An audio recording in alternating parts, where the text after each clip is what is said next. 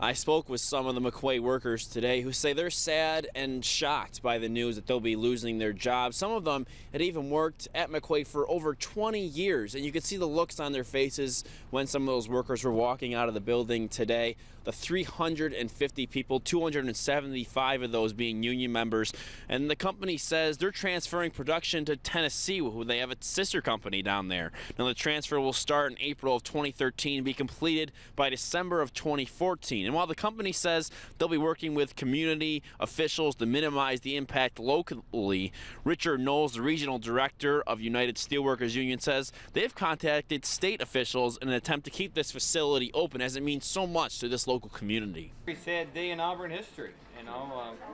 As it is, we don't have enough jobs as it is to go around.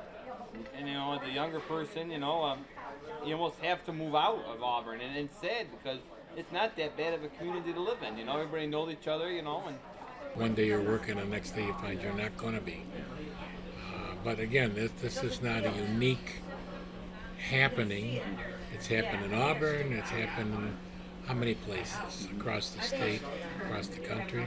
Now, if you recall, 2 years ago, about 60 people were laid off here at McQuay, but obviously that pales in comparison to the more than 300 people that are going to be laid off as this company is scheduled to close. So it's going to have a big impact on this community here in Auburn and the rest of Central New York as well. Reporting from Auburn, I'm Tom Eschen.